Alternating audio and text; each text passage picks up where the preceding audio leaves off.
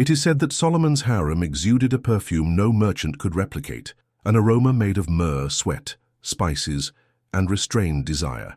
The air was thick as a damp linen veil, laden with secrets whispered at the foot of ivory beds, amidst purple-dyed pillows and bodies anointed with oils from lands that no longer exist. In the shadows of the palace corridors, where the evening light dissolved through the cracks in the curtains, hundreds of female eyes watched, yearned, and plotted. 1,000 women, 1,000 queens, 1,000 worlds, each brought from a distant empire, offered as a gift, as a pact, as a veiled threat, and at the center, a king, whom all know for his wisdom, but few dare to face in his weakness, because behind Solomon's glory lay an empire built on flesh, and a heart divided between the faith of his father and the fascination of alien deities. It wasn't with swords that kingdoms bowed to David's son, but with veils, kisses, and enchantments. And in this labyrinth of lust and power, the temple of the one God began to be defiled. What seemed like wisdom perhaps was merely desire with a crown, and what history called glory was perhaps the beginning of a slow and sensual condemnation. But among all these 1,000 women there was one whose origin was erased from the records, one who came not as a gift, but as a mission. Her eyes did not plead, her lips did not seduce, they promised ruin. She brought no perfumes, but silence. And in her presence, even the priests averted their gaze. It was she who knew the secret that not even Solomon dared name. The woman who, the occult scribes say, not only slept with the king, but whispered in the darkness the name of an ancient god, forbidden since the time of Moses. If this is true, then the king's heart was bewitched by more than beauty. It was marked by a revelation that could destroy the temple, the laws, and even the royal line. And the question that still echoes in the forgotten scrolls of history is, what really lay behind Solomon's 1,000 wives? A harem or a secret altar? Before the echoes of this story dissolve into the veils of time, before the forbidden name falls silent again among the stones of the temple, show that you listen to what should never have been said. Leave your like as if you were present at a forgotten ritual, and sign up now, because there are secrets that are only revealed to those who dare to stay. Jerusalem, 10th century BC. The sun had not yet broken the veil of night when the first lute notes echoed through the palace walls. The warm breeze rising from the desert blew through the cedar columns of Lebanon and tangled in the translucent veils of the concubines who awoke before the king. The holy, sacred, and disputed city still slept, but within the harem time obeyed a different rhythm, an ancient, circular, feminine rhythm. There, each dawn was a meticulously rehearsed choreography of silence and light footsteps on Persian rugs. The sound of water running through internal aqueducts mingled with the tinkling of gold bracelets. In the most secluded rooms, an alabaster teapot was heated with camphor and rose oils, while trained hands massaged young skin with myrrh steeped in red wine. The women, many of them uprooted as teenagers from lands they never dreamed of seeing Jerusalem, were now ornamental shadows revolving around a son named Solomon. But this was not the Solomon of Proverbs, not the austere king of synagogues and sermons. This was the Solomon of the flesh and desire, the one who, between prayers and sacrifices, also wrote erotic songs where the name of God danced alongside breasts, lilies, and perfumed beds. His throne, carved from ivory and gold, was not only a symbol of justice but also of sensual dominion, and his eyes, though attentive to the laws of men, had long been distracted by the secrets of women. The temple stones still shone like new, the priests still sang in unison, and the people still believed that David's glory lived on in his son. But behind the doors carved with cherubim and pomegranates, the true empire was ruled in silence, an empire of subtle gestures, averted glances, and perfumes that altered political decisions. Because every woman in the harem wasn't just a wife, she was territory, tribute, and a threat.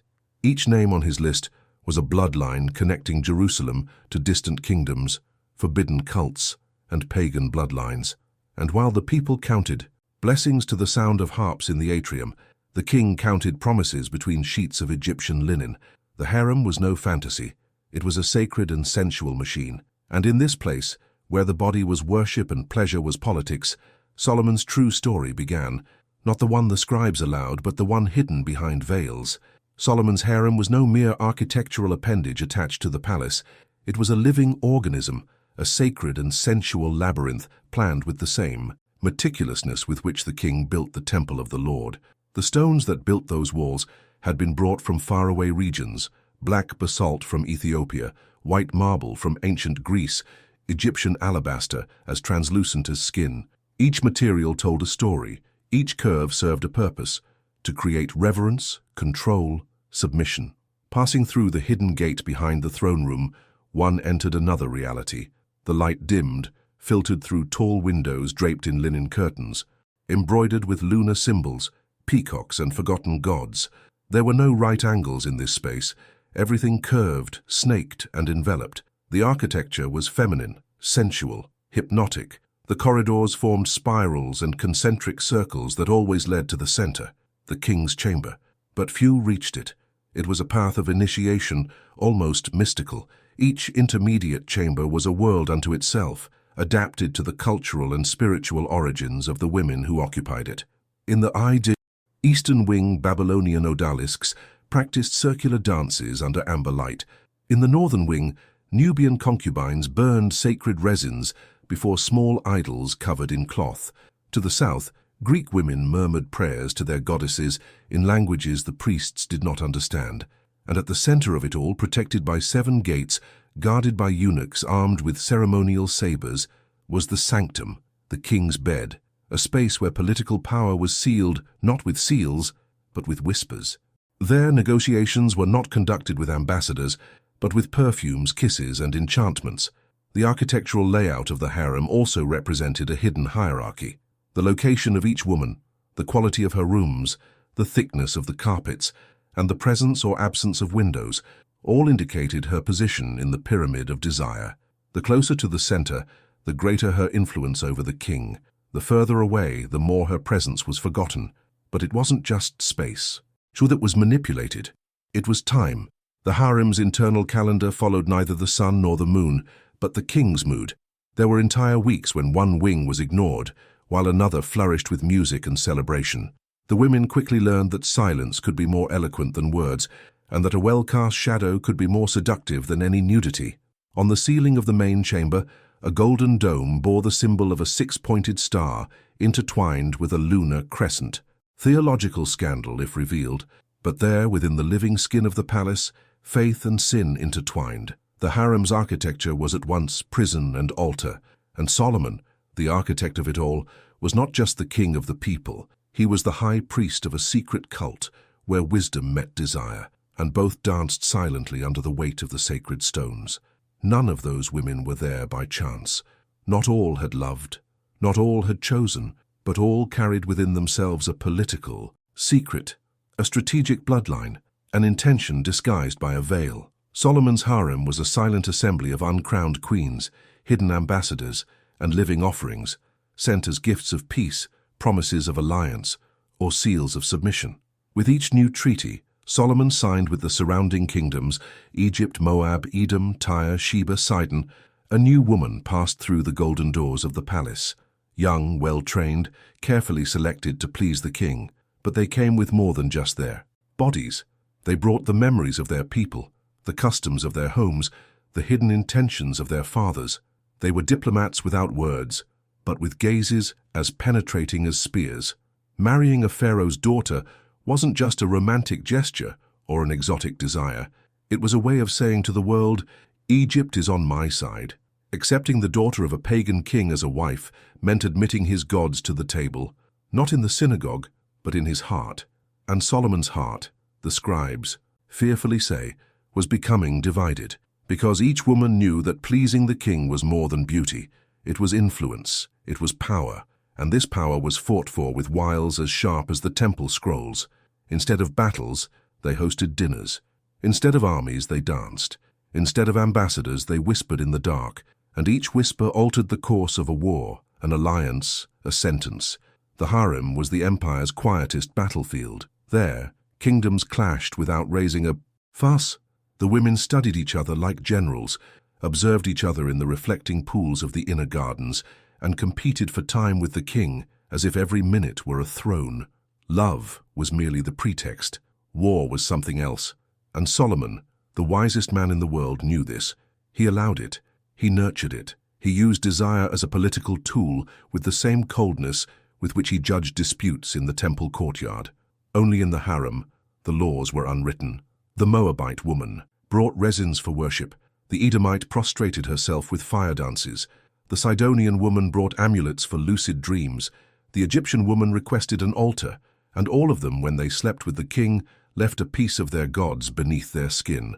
Thus the king of Israel ruled not with the sword, but with his eyes half closed, his body heated by foreign scents, and his mind dominated by enchantments that claimed to be love. But it wasn't love, it was territory. Before approaching the king, each woman underwent an ancient ritual, passed down in secret from generation to generation, as if part of a silent cult that fused desire and sanctity, flesh and incense.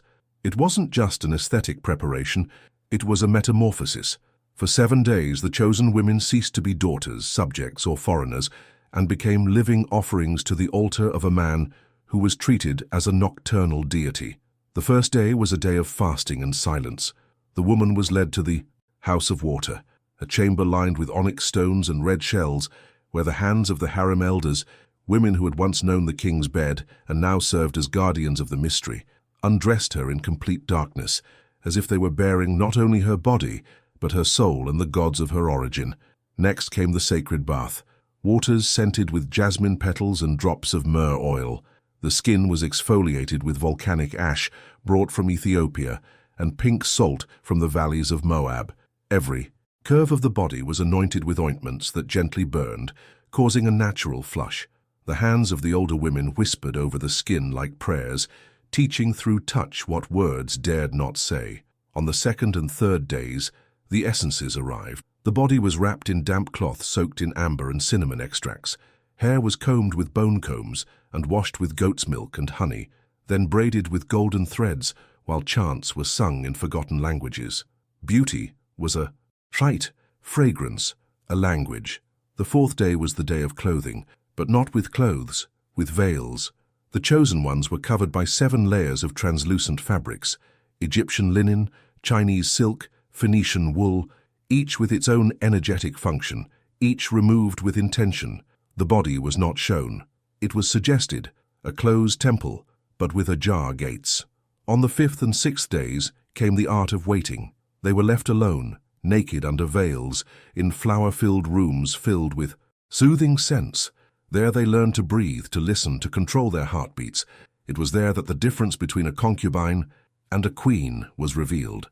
And on the 7th day, before nightfall, they received the final touch, a drop of spikenard oil between their breasts, a mark invisible to the common eye, but which inflamed the king's gaze as if it were magic. Upon entering the room, they were no longer women, they were mirages, enchantments, and Solomon, the man who knew all. The Proverbs, let himself be carried away by this ritual like a beginner in a faith that would never be written in sacred books. What if the real war was fought with perfumes and silences? Comment below, which seduction ritual do you believe most shaped the king's heart? Solomon's room wasn't just a royal alcove, it was a temple in disguise, an altar where eroticism took on spiritual overtones, and every detail of the space was crafted to dissolve reason. There, time seemed to bend, distorted, like the heat shimmering on desert stones. There was no rush, there was no logic, there was only sensation and desire.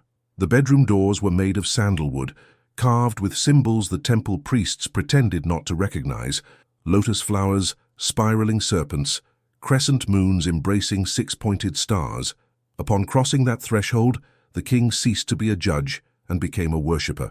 The throne was replaced by a raised bed, surrounded by columns carved with entwined bodies, whose forms conflated gods and lovers. Lighting was an art. Bronze lamps hung from the vaulted ceiling, but they were never lit directly. Instead, polished mirrors reflected the flame's light through golden veils, creating waves of radiance that caressed the walls, danced on the bodies, and made the statues appear alive. The dimness was carefully measured, as if darkness were as sacred as light. Perfumes were the most spoken language in that atmosphere. No one knew where they came from, but they were everywhere. Embedded in the fabrics, in the wood, on the women's skin, in the very air. It was an intoxicating blend of musk, spikenard, benzoin, and an essence no one could identify. Something ancient, warm, almost wild. To breathe in that room was to surrender. Soft music echoed from unseen rooms, harps played by hands that never showed themselves, flutes murmuring melodies of pagan origin. It wasn't music to entertain, it was music to guide the body, calm fears, dispel thoughts. Solomon listened to it as if he were in prayer. The walls were covered with tapestries brought from every corner of the empire, scenes of hanging gardens, lunar rituals, women with closed eyes dancing beneath the stars. It was as if the king had turned his dreams into fabric, embroidering each wish with threads of gold and purple. In the center of the room, on the bed of Egyptian linen and scented wool pillows, stood a single white rose, always fresh, always untouched. No one knew who placed it there, but it was the rose that marked the beginning of the ritual, the silent signal that this night belonged to one woman, among 1,000. Solomon's body rested there as the gods rest in their sanctuaries, surrounded by offerings, incensed, desired, worshipped. But amid the veils and the moans, between the half-closed eyes and intertwined fingers, something else was happening, something invisible, but real. Power passed from one to the other, as if each breath reshaped the destiny of a kingdom. And, when the night ended, no one spoke, because everyone knew what was happening in the king's room wasn't love, it was command. If the harem corridors seemed silent, it was only because the sound of war raging there was beyond the ears. The contest between those 1,000 women involved neither spears nor armor, but it was more cruel than any battle fought on the field. It was made of gazes pierced like daggers, smiles that hid venom, sweet words that held traps. The invisible war between the women of the harem was as lethal as the wars waged by Solomon on the borders of the kingdom, perhaps more so. Each woman carried a mission to remain alive in the king's memory, to be desired, called, heard, remembered. Because oblivion was death within the harem. There were those who had been the favorites for weeks, perhaps months. They had finer dresses, larger rooms, personal slaves. But all it took was a new arrival, younger, more mysterious, more exotic, for everything to slip through there. Fingers like desert sand. Female alliances sprang up like fungus on a damp wall, secret, silent, impossible to predict. Groups formed among similar languages, similar religions, shared traumas. The Moabite trusted the Sidonian. The Nubian smiled at the Babylonian. The Egyptian despised them all, but offered gifts on sacred dates with calculated precision. Each encounter in the baths, in the gardens, in the hallways, was a chessboard where each word was a piece. A compliment could be a threat. A touch could be a warning. A silence, a declaration of war. And as in every war, there were spies, slaves who listened behind the curtains, eunuchs who let slip rumors like someone accidentally dropping a jewel. The women observed each other's habits. Who was summoned twice a week? Who received a new perfume? Who had their veils exchanged for Tyrian fabrics? Every detail was interpreted, recoded, transformed into an advantage or a punishment. It wasn't uncommon for a concubine to wake up with her essences changed, her veils stained, her servants driven away. No one saw it, no one said anything, but everyone knew. The war was real, and it wasn't just about jealousy, it was about power, because the favorite had the king's ear, and whoever had the king's ear held the fate of entire cities in their hands. On nights when Solomon was absent, the women moved more intensely. Some fasted, others imbibed wine flavored with herbs. Some offered secret sacrifices, slaughtered birds in copper bowls, strands of hair burned with prayers. All believed they could dominate the king, not by force but by the invisible. And so, Israel's true war was not fought on the walls of Jerusalem, but in the perfumed corridors of the harem, where each woman was at once princess and spy, lover and rival, and the king's heart, as always, the most dangerous throne. In Solomon's harem, each woman's womb was treated as a sacred vault, and at the same time, as a silent weapon.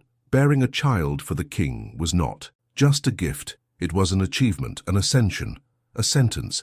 Because a child was more than flesh and blood, it was the possibility of eternity, the promise of permanence in a history that was tending toward oblivion. Each pregnancy was greeted with veiled celebrations, but also with vigilance. For where an heir is born, enemies are also born. The woman who conceived became not only a mother, she became a matriarch, a priestess of her lineage, the architect of the kingdom's destiny. The child was her voice, her strength, her protection from oblivion. Therefore, protecting the child, educating it, molding it, was an act of power. There were corridors within the harem reserved only for women who had borne the king children. There, the perfumes were less sweet and more earthy. The garments were less revealing but still imposing. The voices were deeper. These women had already left the arena of seduction and now played on the board of the future. They taught their children to walk, to read, to pray, but also to distrust, to observe, to manipulate. There was no naivete in raising a prince. Every word was calculated, every gesture repeated. Mothers taught their sons to smile in public and plot in secret. They knew that the throne was a chair with rickety legs, and that only cunning could keep them seated upon it. But there was no single throne, and there were dozens of children, some of royal blood, others born of foreign women, some raised by temple scribes, others surrounded by pagan priestesses in hidden chambers. Some had the eyes of the king but the faith of their mothers, others had Hebrew names but the souls of their grandfathers' gods. The harem had become a womb of possibilities and conflict. Inheritance disputes didn't begin after the father's death, but during his lifetime. Mothers spied on each other, trying to guess who was getting more attention, which sons were being trained to speak before the court, who was taken to the temple on feast days, who was left in the shadows. Some mothers would unite, sealing temporary alliances between children of the same origin. Others made pacts with scribes and priests, trying to secure favorable records in the palace books. And there were those who, desperate, sought enchantments, sacred objects, and forbidden rituals to ensure their children would outlive the king's other children. As Solomon grew older, his wisdom was celebrated in the Psalms, but his descendants became a lurking storm. For where there are many children, there are many promises, and where there are many promises, there are many hidden knives. No crowns were given, all were gestated in silence. Do you think Solomon's true heir was born of love or strategy? Solomon's promise to his father, David, was clear: to build a temple for the one God, the Lord of hosts, the God of Abraham, Isaac, and Jacob, and he fulfilled it. The stones were washed in purity, the priests consecrated, the songs intoned with awe. But as the temple rose toward the heavens, sacred and solemn, other altars sprouted silently within the harem walls, small, hidden, but dangerously alive.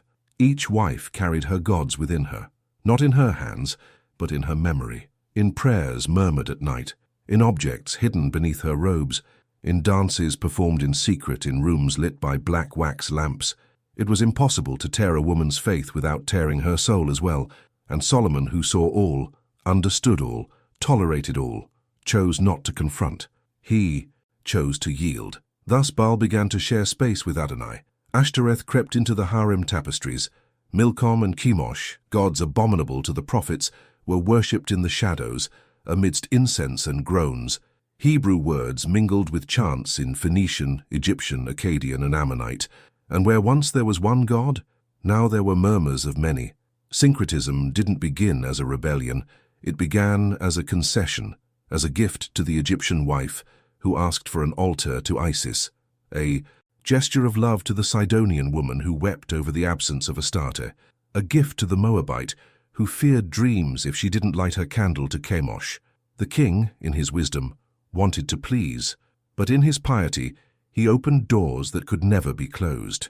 Soon the harem's corridors were enchanted. There were altars with clay statues hidden inside jars, paintings beneath the carpets, slaves teaching forbidden words to the king's daughters, perfumes consecrated to other gods, and eunuchs, carrying offerings without knowing to whom, or perhaps they did know and preferred not to say. Some nights Solomon was seen walking silently to the most hidden gardens. There, where no torches were permitted, he found women shrouded in dark veils, dancing in circles, chanting names never before spoken in the temple. He watched. Sometimes he participated, and then he returned to his bed, from where he wrote songs of love in ambiguous language, sometimes to God, sometimes to the woman, sometimes to both at once. The priests grew suspicious. The prayers in the temple sounded hollow. The Levites lost the sparkle in their eyes, and the people murmured. But no one dared accuse the king, because his throne still shone and his wisdom still enchanted. But the heavens were watching, and the God of their fathers was silent. First came the silence of the temple. It wasn't a lack of singing, for the Levites still chanted praises. It wasn't a lack of incense, for the columns of smoke still rose to the heavens. But there was a deeper, darker silence, the one only prophets feel, an absence of presence, the echo of a God who no longer responded. Solomon still reigned in splendor. His judgments remained wise, his banquets luxurious, and his clothing embroidered with gold and purple. But his eyes, which had once burned with the light of understanding, now reflected a diffuse weariness, as if they saw too much and understood too little. The man who knew the secrets of the universe began to lose himself in the mysteries of his own heart. The people outside whispered, "He no longer goes up to the temple as he used to. I heard they built a strange altar on the Mount of Olives. They say his wives make offerings to the sun while the king sleeps." Rumors multiplied like weeds in vineyards, and what had once been a source of national pride, the harem, the temple, the throne, began to become a burden. Embassies came to be seen as threats, female alliances as witchcraft, children as potential rebels. But Solomon did not see, or perhaps he did see and refused to see. His heart was divided. Part of him still knelt before the Ark of the Covenant. The other part rested between veils and breasts that spoke other languages, that whispered other laws. The king's room was no longer a temple, it was a labyrinth. He lost himself among perfumes and promises, seeking in bodies the peace he once found in prayer. And the more he sought pleasure, the less rest he found. Because pleasure, like gold, always demands more, and the heart, like the temple, can have only one master. The prophets began to dream of fires.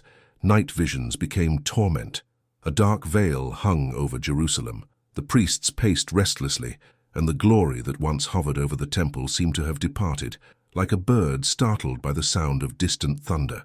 It was then that Solomon, the King of Kings, the wise man of wise men, did the unthinkable. He erected public altars to the foreign gods of his wives, no longer hidden in the gardens of the harem but in plain sight, as if he were saying to heaven, "These too are mine." The earth shook, the sky fell silent, and the kingdom began to crack, first in silence, then in lamentation. Enemies advanced on the borders. Children began to quarrel in secret. The scribes stopped writing, and the psalms could no longer be sung, because the price of pleasure is always paid in silence, but exacted with shouts. Among all the 1,000 women, there was one who never smiled, never spoke loudly, never asked for anything. She walked as if treading between worlds with dark veils and bare feet, as if the ground did not belong to her. They said she was neither a wife nor a concubine. She was neither a king's daughter nor a nation's offering. She was a shadow that appeared one night when the moon had not risen, and no one could say where it came from. Some called her cursed, others sent, but Solomon called her by the name he never wrote in his Proverbs. She didn't seek the throne of the king's heart. She didn't vie for fabrics, perfumes, or nights. She simply wanted to talk, and she spoke softly, like a desert breeze before a storm. She told stories of a faceless God, before all gods, who demanded not worship but obedience, a God who sealed pacts with blood and destroyed cities with wind, a God too ancient even for the elders of Israel. One night, she was summoned to the king's chamber. She didn't bathe in myrrh. She didn't dress in linen. She entered as she was, shrouded in shadow and silence, and when she approached Solomon's golden bed, she didn't lie down. She simply touched the king's chest with her fingers. And there, they say, the wise man trembled, as if touched by the final judgment itself. The next morning the king ordered an altar erected in his honor, but no one understood who it was for. There was no name, there was no form, just a black stone, bare, silent. And when the priests asked, he simply said, "It is for the one who comes before." That was the day the glory departed. The scribes recorded that Solomon's heart had turned away, but they didn't say where. The people only saw the signs, the empty temple, the harem in mourning, the enemies approaching like birds of prey. His children no longer obeyed him. The prophets wept in the streets, and the city that had been called the abode of wisdom became the scene of a foretold oblivion. Solomon died alone, without music, without praise, without a wife by his side. His bones were buried in silence, and over his tomb, they say, grew a fig tree that never bore fruit. But the hidden scrolls tell another story, that before he died, the king wrote one last song, not to God, not to the woman, but to what he saw behind the eyes of the mysterious wife, a song that was never told, a song that was torn up by the priests and buried beneath the temple, a text that spoke of a hidden power, a forbidden name, and a prophecy that has not yet been fulfilled.